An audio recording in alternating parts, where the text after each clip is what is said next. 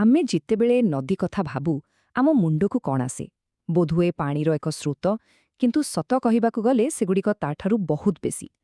ଆପଣ ଭାବନ୍ତୁ ତ, ଗଙ୍ଗା ପରି ନଦୀ କେବଳ ଆମ ଆସ୍ଥାର କେନ୍ଦ୍ର ନୁହେଁ, ଏହା ପୃଥିବୀର ଜଳବାୟୁକୁ ଚଲାଉଥିବା ଏକ ବିଶାଳ ଇଞ୍ଜିନ୍ର ଅଂଶ ବି। ତେବେ ଆଜିର ଏହି ବିଶ୍ଳେଷଣରେ ଆମେ ବିଜ୍ଞାନ ଆଉ ଆସ୍ଥା ଭିତରେ ଥିବା ଏହି ଗଭୀର ସମ୍ପର୍କକୁ ଟିକେ ଭଲ ଭାବରେ ବୁଝିବାକୁ ଚେଷ୍ଟା କରିବା। ଏହି କଥାଟା କେତେ ସତ ନୁହେଁ କି? ସାରା ଦୁନିଆର ସବୁ ବଡ଼ ବଡ଼ ସଭ୍ୟତା ନଦୀ କୂଳରେ ହିଁ ଗଢ଼ି ଉଠିଥିଲା। ଆମ ଖାଦ୍ୟ, ଆମ ପାଣି, ଆମ ସଂସ୍କୃତି ସବୁ କିଛି ତ ନଦୀ ସହିତ ହିଁ ଯୋଡ଼ି ହୋଇ ରହିଛି।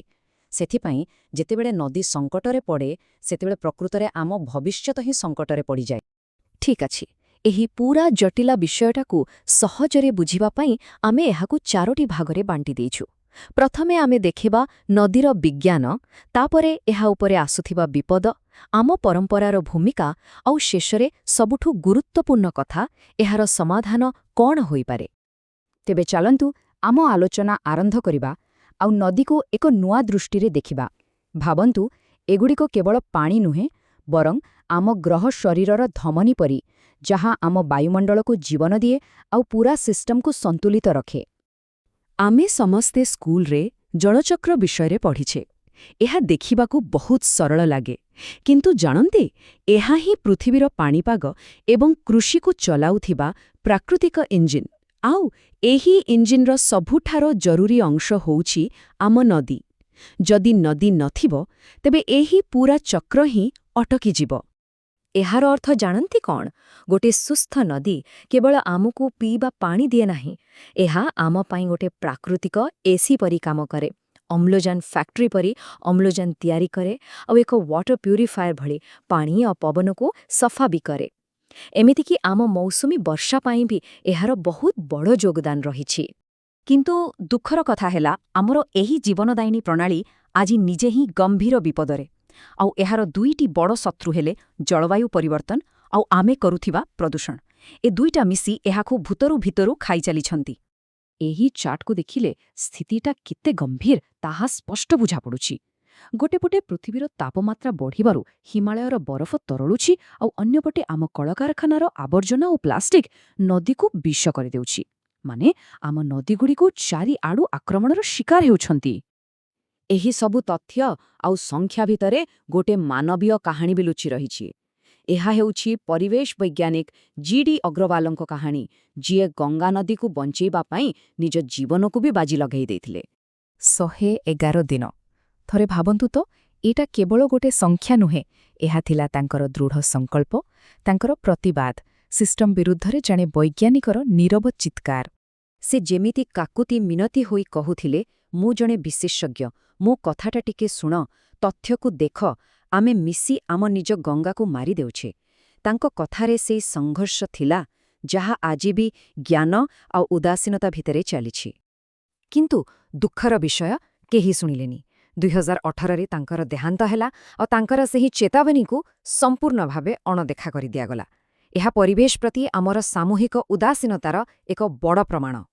ଏହି ବାକ୍ୟଟି ବୋଧହୁଏ ଏପର୍ଯ୍ୟନ୍ତ ଆମେ ଯାହା ବି କହିଲେ ତାର ସବୁଠାରୁ ଭଲ ସାରାଂଶ। ନଦୀକୁ ହେଉଥିବା କଷ୍ଟ କେବଳ ନଦୀ ଭିତରେ ସୀମିତ ରହେ ନାହିଁ, ଏହା ଆମ ପୂରା ପରିବେଶ ଏବଂ ଶେଷରେ ଆମ ଜୀବନ ଉପରେ ଆସି ପହଞ୍ଚେ।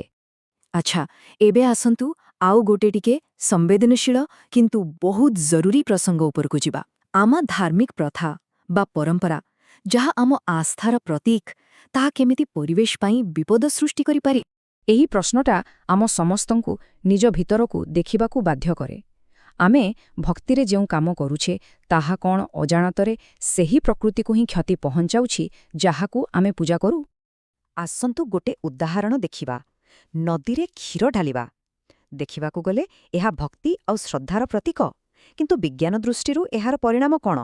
ଏଇଠି ହିଁ ଗୋଟେ ବଡ଼ ବିଡ଼ମ୍ବନା ଲୁଚି ରହିଛି। ଏହାର ଉତ୍ତର ବିଜ୍ଞାନ ପାଖରେ ଅଛି। ଯେତେବେଳେ ଏତେ ପରିମାଣର କ୍ଷୀର ପାଣିରେ ମିଶେ, ତାକୁ ସଢ଼େଇବା ପାଇଁ ବ୍ୟାକ୍ଟେରିଆମାନେ ପାଣି ଭିତରୁ ସବୁତକ ଅମ୍ଳଜାନ ଟାଣି ନିଅନ୍ତି। ଆଉ ଫଳ କ'ଣ ହୁଏ? ପାଣି ଭିତରେ ଥିବା ମାଛ ଆଉ ଅନ୍ୟ ଜୀବମାନେ ଶ୍ୱାସରୁଦ୍ଧ ହୋଇ ମରିଯାଆନ୍ତି। ମାନେ, ଯାହାକୁ ଆମେ ଶୁଦ୍ଧ ଅର୍ଘ୍ୟ ଭାବୁଥିଲୁ, ତାହା ପାଣି ଭିତରର ଜୀବଙ୍କ ପାଇଁ ବିଷ ପାଲଟିଯାଏ। ତେଣୁ ଏହିଠାରେ ହିଁ ଆମକୁ ପ୍ରକୃତ ଆଧ୍ୟାତ୍ମିକତା ଆଉ ଅନ୍ଧବିଶ୍ୱାସ ଭିତରେ ଥିବା ସୂକ୍ଷ୍ମ ଫରକକୁ ବୁଝିବାକୁ ପଡ଼ିବ। ପ୍ରକୃତ ଆସ୍ଥା ସବୁବେଳେ ପ୍ରକୃତି ସହ ମିଶି ଚାଲେ, ଦାୟିତ୍ୱବାନ ହେବାକୁ ଶିଖାଏ, କିନ୍ତୁ ଅନ୍ଧବିଶ୍ୱାସ କେବଳ ପରମ୍ପରାକୁ ଦେଖେ, ତାର ପରିଣାମକୁ ନାହିଁ। ଆଉ ଏହି ଉଦ୍ଧୃତି ସ୍ପଷ୍ଟ କରିଦେଉଛି ଯେ ପରିବେଶ ପ୍ରତି ଏଭଳି ଦାୟିତ୍ୱହୀନତା କୌଣସି ବି ଧର୍ମର ମୂଳ ସିଦ୍ଧାନ୍ତର ଅଂଶ ହୋଇନପାରେ। ପ୍ରକୃତ ଧର୍ମ ଜ୍ଞାନ ଆଉ ବିବେକ ଉପରେ ଆଧାରିତ, କେବଳ ଅନ୍ଧ ପରମ୍ପରା ଉପରେ ନୁହେଁ। ଏତେ ସବୁ ସମସ୍ୟା କଥା ଶୁଣିବା ପରେ ମନ ଟିକେ ଭାରାକ୍ରାନ୍ତ ଲାଗିବା ସ୍ୱାଭାବିକ, କିନ୍ତୁ ଭଲ କଥା ହେଉଛି ଆଶାର କିରଣ ଏବେ ବି ଅଛି। ତେବେ ଚାଲନ୍ତୁ ଏବେ ସମାଧାନର ରାସ୍ତା ଖୋଜିବା ଆଉ ଦେଖିବା ଆମେ କ'ଣ କରିପାରିବା। ଏହା ହେଉଛି ଆଗକୁ ବଢ଼ିବାର ରାସ୍ତା। ଆଉ ଏଗୁଡ଼ିକ କେବଳ ସରକାର କିମ୍ବା ବଡ଼ ସଂସ୍ଥା ପାଇଁ ନୁହେଁ, ଆମ ପ୍ରତ୍ୟେକଙ୍କ ପାଇଁ। ପରିବେଶକୁ ନେଇ ସଚେତନ ହେବାଠାରୁ ଆରମ୍ଭ କରି ନିଜ ଦୈନନ୍ଦିନ ଜୀବନରେ ଛୋଟ ଛୋଟ ପରିବର୍ତ୍ତନ ଆଣିବା ପର୍ଯ୍ୟନ୍ତ ସବୁକିଛି ଗୁରୁତ୍ୱପୂର୍ଣ୍ଣ। ଶେଷରେ ସବୁ କଥାର ଗୋଟିଏ କଥା, ଯଦି ଆମେ ପ୍ରକୃତିକୁ ସମ୍ମାନ ଦେଉଛେ ତାହେଲେ ତାହା ହିଁ ସବୁଠାରୁ ବଡ଼ ପୂଜା। ଏହା ଧର୍ମ ଏବଂ ପରିବେଶକୁ ଦୁଇଟି ଅଲଗା ଜିନିଷ ନୁହେଁ, ବରଂ ଗୋଟିଏ ମୁଦ୍ରାର ଦୁଇ ପାର୍ଶ୍ୱ ଭାବେ ଦେଖାଏ।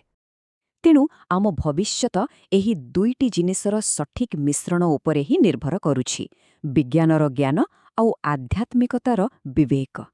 ଆମ ଗ୍ରହକୁ ବଞ୍ଚାଇବାକୁ ହେଲେ ଆମକୁ ଏହି ଦୁଇଟି ଯାକ ଦରକାର। ତେବେ ଶେଷରେ ଆମେ ଆପଣମାନଙ୍କୁ ଏହି ଗୋଟିଏ ପ୍ରଶ୍ନ ସହିତ ଛାଡ଼ି ଯାଉଛୁ। ଯେତେବେଳେ ସତ କ'ଣ ଆଉ ତଥ୍ୟ କ'ଣ ଆମ ସମସ୍ତଙ୍କ ସାମ୍ନାରେ ଅଛି, ସେତେବେଳେ ଆଖି ବନ୍ଦ କରି ଅଜ୍ଞାନ ରହିବାଟା କ'ଣ ପ୍ରକୃତରେ ଏକ ବିକଳ୍ପ?